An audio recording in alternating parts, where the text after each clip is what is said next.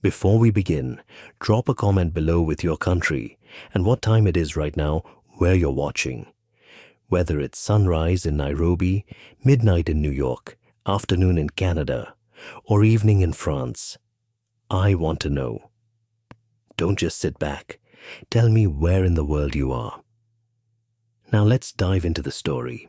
Dust rolled through Bitter Hollow, like a slow grey ghost, settling on 11 children lined up outside the orphan house. Odessa Marsh stood last in line, 14 years old, arms crossed against the morning chill. She had learned long ago that being last meant being forgotten. The younger children fidgeted in scrubbed faces and borrowed shoes, hoping some rancher's wife would smile and choose them. Odessa did not hope. Hope was a luxury for children small enough to still be wanted. Matron Agatha Pruitt paraded down the line like a general inspecting troops, her black dress buttoned to the throat. "Smile," she hissed at a 6-year-old boy, yanking his collar straight. "Buyers pay more for cheerful ones." The townsfolk gathered in a loose half-circle, sipping coffee, murmuring prices like they were picking cattle. Odessa kept her eyes on the dirt. She had stood here 3 placement days already. 3 times, nobody's eyes had stopped on her. Then the crowd went still. A stranger rode in from the eastern ridge, tall in the saddle, buckskin coat grey with trail dust, a rifle scabbard worn smooth from years of use. His beard was streaked white, his eyes pale as winter sky. He swung down off his horse without a word and walked straight through the crowd, boots striking the packed earth like a slow drumbeat. Matron Pruitt stepped forward, her painted smile already rising. "Sir, welcome. We've fine young ones today, strong backs, eager hands." "I don't want the young ones," the stranger said. His voice was low, rough as saddle leather. The crowd leaned in. Matron Pruitt's smile faltered. I beg your pardon?" The stranger's pale eyes moved down the line, past the smiling children, past the scrubbed faces, until they landed on the girl standing alone at the end. Odessa felt his gaze like a hand on her shoulder. He pointed, and his words cracked across the square like a rifle shot. "Bring me the oldest one." Gasps rippled through the crowd. Nobody asked for the oldest. Oldest meant used up, meant trouble, meant a child too grown to be molded. Matron Pruitt's face twisted between confusion and calculation. "Sir, surely you'd prefer—" "I said what I said." He did not blink. "The oldest child you have, now." Odessa's heart slammed against her ribs. Every eye in Bitter Hollow turned to her, and for the first time in 3 years, she was not invisible. She was afraid, because in this territory, a man who wanted the oldest, strongest child usually wanted labor no small hands could survive. Matron Pruitt turned toward Odessa, and her painted smile came back, sharp as a blade. "Well then," she said, "Odessa, step forward." 3 years before that dusty morning, Odessa Marsh had arrived at Bitter Hollow's orphan house, wrapped in a traveling blanket that smelled of wood smoke and rain. She was 11 then, clutching a small tin locket that would not open, its hinge rusted shut by time or by tears. Matron Pruitt had taken one look at her sturdy frame and written a single word beside her name in the ledger: worker. It was not a kind word. In Bitter Hollow, it meant a child too old for adoption, too young for freedom, kept only for what her hands could earn the house. The younger children were placed within months, their soft faces melting the hearts of childless ranch wives. Odessa scrubbed floors instead. She hauled water before dawn and mended linens by candlelight, and each placement day, she stood in line and watched smaller children carried off to new families while she remained. Matron Pruitt told her plainly, "Nobody wants a girl grown enough to argue." Odessa learned to stop expecting otherwise. She learned silence was safer than hope. What Odessa did not know was that Matron Pruitt profited from her staying. The territory paid a stipend for every unplaced orphan still under the house's roof, past age 12. A quiet arrangement meant to fund care for hard-to-place children. Pruitt kept 2 ledgers, one for inspectors, one for herself. The real ledger showed the stipends piling up, month after month, for children like Odessa, who were never truly meant to leave. The longer she stayed, the more Pruitt earned. Odessa was not a burden to be lifted. She was income to be protected. Far to the north, in the timber camps above Laramie, a different kind of searching had been underway. For 6 long years, Josiah Thorne had buried his wife, then his health, then nearly his will to live, before one letter changed everything. His daughter Clara had written him once, years after running off with a drifter named Amos Calloway, saying only that she'd had a child and that hard times had followed. Then the letters stopped. Josiah had spent every season since riding from territory to territory, orphan house to orphan house, asking the same 6 words. He always asked for the oldest one, because time, cruel as it was, kept moving forward, and if Clara's child still lived, she would not be a baby anymore. She would be growing, aging, waiting somewhere in a line just like the one in Bitter Hollow, mistaken for unwanted, when really she was simply the one still owed an answer. Odessa had a habit nobody at the orphan house understood. Every night after the lamps were doused, she would press her thumbnail against the rusted hinge of her tin locket, trying gently to pry it open. It never worked. The metal had fused shut sometime during the journey that brought her here, back when she was too young to remember much beyond her mother's voice singing low over a campfire, and her father's rough hands lifting her onto a horse. She did not remember his face. She barely remembered her mother's. The locket was the only proof they had existed at all. The other orphans teased her for it. "Why do you still carry that thing?" a younger girl once asked, watching Odessa turn the locket over in the dark. Odessa never answered plainly. She only closed her fist around it and turned toward the wall. The truth was simpler than she could say aloud. The locket was the last unbroken thread to a life before Bitter Hollow, before scrub brushes and cold floors, before Matron Pruitt's clipped voice deciding her worth by how much work she could do. By her 3rd placement day, Odessa had stopped watching the crowd for kind faces. She watched the ground instead, counting the cracks in the dirt, memorizing the shape of her own worn boots. Hope, she had decided, was a wound that reopened every single time. Better to expect nothing. Better to let the wagon families choose the smaller, softer children and simply endure another season of buckets and linens. She told herself she did not mind. She told herself this so often that some days she almost believed it. But there were nights the locket felt warm in her palm, as though something inside it were trying to answer a question she had never dared ask out loud. Does anyone out there still remember I exist?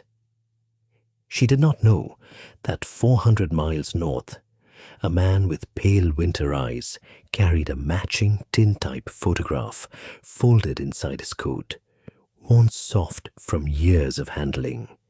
A photograph of a woman who looked achingly like the reflection Odessa avoided in still water. She did not know he had ridden through 9 territories, 11 towns, and 31 placement days, asking the exact same 6 words, refusing to stop, until either the search or his own heart gave out first. She only knew that today, for reasons she could not name, the stranger with the grey coat had looked straight through the smaller children and pointed directly at her.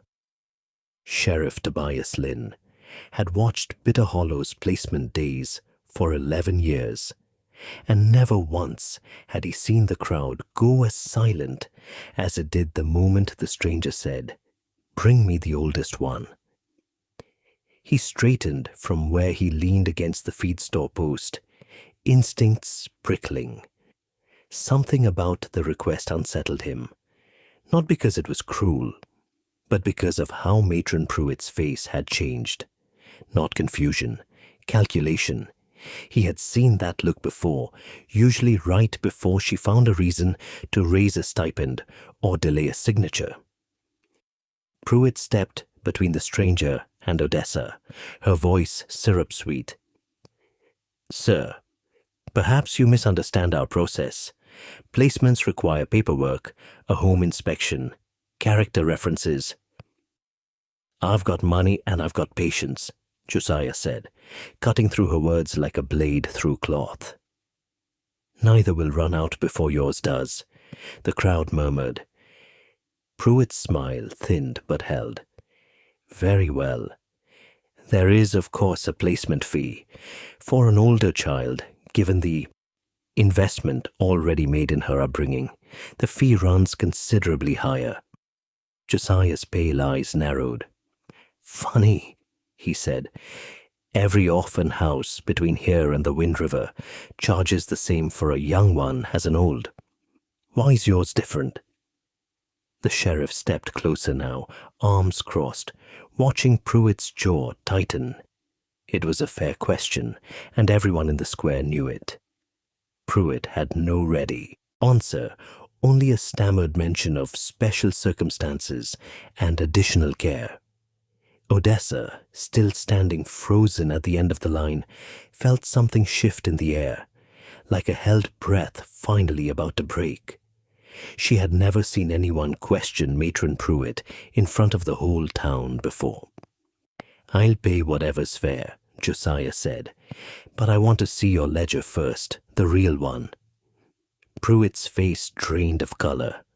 For just a moment, before she caught herself, her eyes darted toward the office window where a locked drawer sat behind her desk.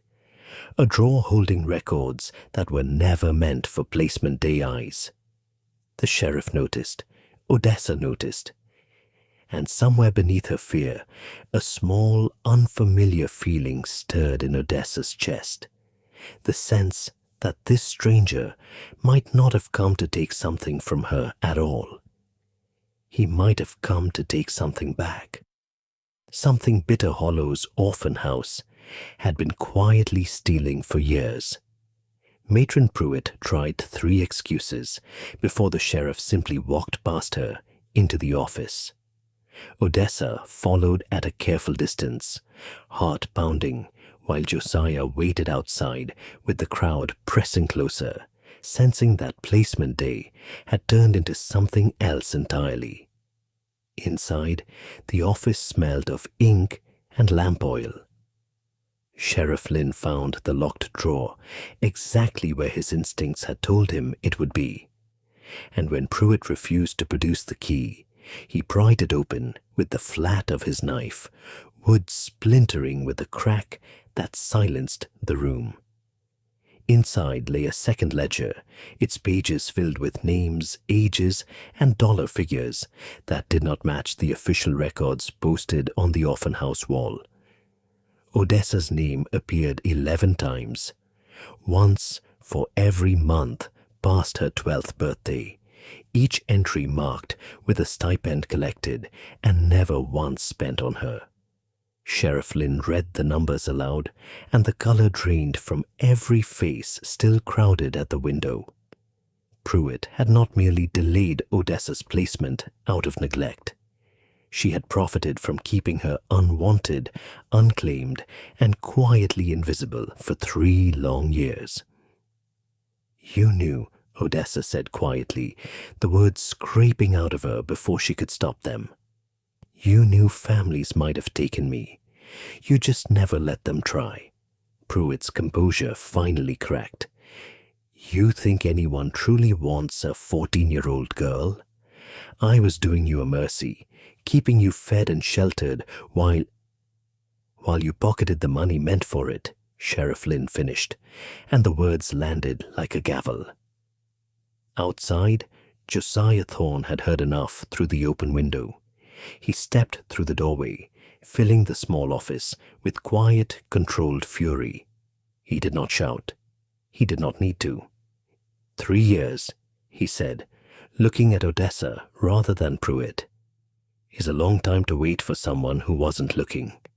His voice caught, just slightly, on the last word. I'm sorry it took me this long to find you. Odessa blinked. Find me? You don't even know me. Josiah reached into his coat with a hand that trembled more than a mountain man's hand had any right to. He drew out a small, worn tin-type photograph, its edges soft from years against his chest. He held it out to her, without a word.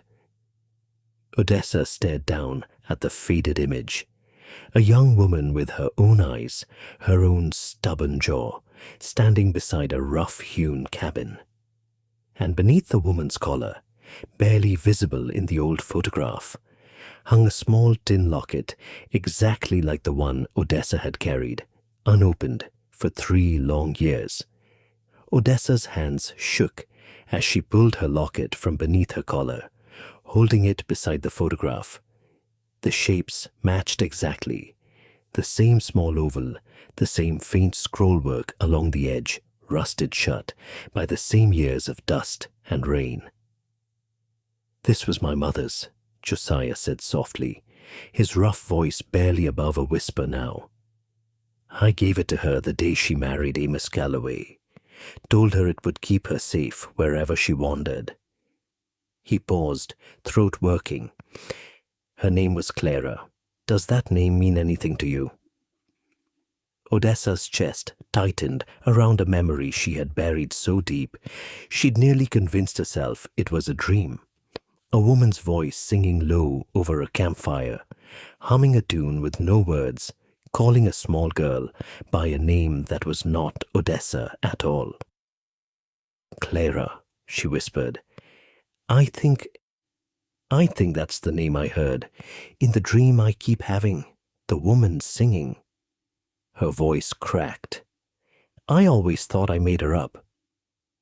You didn't make her up, Josiah said, and for the first time his winter pale eyes filled with something warmer than grief. She was real. She was my daughter. And if that locket is what I think it is, then you're not just some placement day orphan to me, girl. You're the only piece of my family this world left standing. Matron Pruitt, still cornered by the sheriff's questions, seized the moment of distraction to speak. This is absurd, she snapped. A locket proves nothing. Half the settlers in this territory carry trinkets like that. Then we'll prove it properly, Sheriff Lynn said, calm as still water. There's a locksmith 2 doors down who's opened rustier hinges than that. If there's something inside worth finding, we'll find it fair and square in front of the whole town, so nobody can call it doubted later. Odessa looked down at the small locket in her palm, the one weight she had carried through every cold night and every placement day. Nobody wanted her. For 3 years, it had felt like a burden, a reminder of everything she'd lost and never understood. Now, for the first time, it felt like it might be about to give something back. She looked up at Josiah, at the stranger who had ridden 400 miles, asking 6 simple words at every orphan house between here and the Wind River. And she found herself against every hard lesson Bitter Hollow had taught her, daring to hope. The locksmith's shop sat cramped and dim, smelling of oil and hot metal, and half of Bitter Hollow had crowded in behind Odessa, Josiah, and the sheriff to watch. The locksmith, an old man named Ezra Coombs, with spectacles thick as bottle glass, turned the locket carefully under his lamp, testing the rusted hinge with a needle-thin pick. 3 years shut, you say, he murmured, more to himself than anyone else. Rust like this doesn't come apart easy. Give me a moment. The room held its breath. Odessa gripped the edge of the workbench, knuckles white. Pruitt lingered near the door, arms crossed. Her earlier confidence curdled into something brittle and cornered. Sheriff Lynn stood beside her now, not touching her, but close enough that everyone understood she would not be permitted to slip away before this was settled. Josiah stood closest to Odessa, close enough that she could feel the nervous heat radiating off him. This hardened mountain man who had ridden thousands of miles and now looked as though a single hinge might undo him entirely. The pick caught, the hinge crooned, and with a soft click that seemed far too small for the weight it carried, the locket sprang open. Inside, folded so small it had survived years of pressure, lay a scrap of paper alongside a curl of fine dark hair. Ezra Coombs unfolded the paper with trembling, careful fingers and read the faded ink aloud, his old voice cracking on every word. For my daughter, whoever finds her first. Her name is Odessa Grace Calloway, born beneath the cottonwoods near Sweet Creek. Tell her I loved her before she could ever understand what love was. Tell her I'm sorry I couldn't stay. Clara. Silence swallowed the shop whole. Odessa's knees buckled, and Josiah caught her before she reached the floor, both of them sinking together against the workbench, neither one able to speak.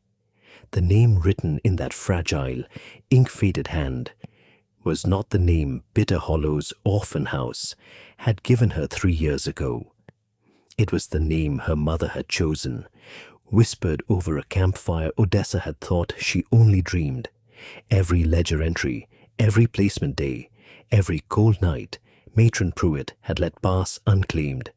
All of it collapsed against one simple, undeniable truth. Odessa Marsh was Odessa Grace Calloway, and the mountain man holding her upright, weeping without shame in front of the whole gathered town, was her grandfather. Grief and joy tangled together in that cramped little shop for only a moment before Matron Pruitt made a move. While every eye remained fixed on Odessa and Josiah, she slipped quietly toward the door, murmuring something about fetching the true placement papers from the orphan house. Sheriff Lynn, distracted by the emotion of the reunion, let her go half a step too far before his instincts caught up. By the time he called out, Pruitt was already hurrying down the boardwalk toward the orphan house stable, where a hitched wagon stood ready and waiting. Odessa saw it first. Through the shop window, she watched Pruitt throw open the stable doors and begin hitching a second horse with frantic, practiced speed. "She's leaving," Odessa said, voice sharp with sudden understanding. "She's not going for papers. She's running." Josiah was already moving, his grief transformed instantly into cold, controlled purpose. He knew women like Pruitt, the kind who built quiet little kingdoms on other people's suffering and vanished the moment the walls started crumbling around them. The whole town spilled out onto the street as the wagon lurched forward, Pruitt snapping the reins with the same clipped efficiency she'd once used to line up orphans for inspection. Sheriff Lynn shouted for her to halt. She did not. The wagon rattled toward the eastern road, dust kicking up behind the wheels, and for one terrible moment it seemed she might simply disappear into the territory, the way she had disappeared other people's chances for 3 long years. Josiah swung onto his horse in a single fluid motion, the same horse that had carried him through 9 territories and 31 placement days, and gave chase without a second's hesitation. He was not a young man anymore, but urgency lent him a speed the crowd had not expected. He closed the distance along the straight eastern road, drawing alongside the fleeing wagon, just as it reached the old creek bridge, and reached across to seize the reins from Pruitt's white-knuckled hands.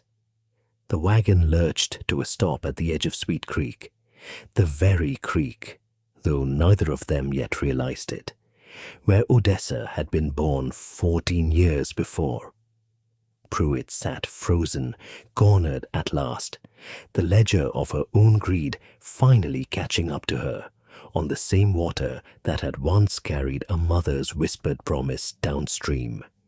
Behind them, the whole town of Bitter Hollow came running, and Sheriff Lynn arrived just in time to see justice, for once, ride faster than escape. Pruitt did not go quietly. Cornered on the bridge with the whole town closing in, she turned on Josiah with wild, desperate eyes. "You don't understand what it takes to run that house," she snapped, voice cracking under the weight of years spent hiding behind ledgers and locked drawers. "The territory pays scraps. I did what I had to do to survive." Josiah's face stayed hard as stone. "You didn't survive," he said quietly. "You profited. There's a difference, and every child you kept unclaimed for money knows exactly which one it was." Sheriff Lynn reached the bridge on foot, breathing hard, and took the reins from Josiah's hand with quiet authority. "Agatha Pruitt," he said, loud enough for the gathering crowd to hear clearly. "You're under arrest for fraud against the Territorial Orphan Fund and for obstructing lawful placement of a minor child."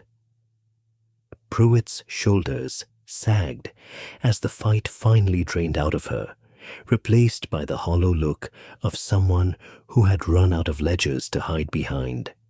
The crowd, once silent with shock, now murmured with something closer to relief.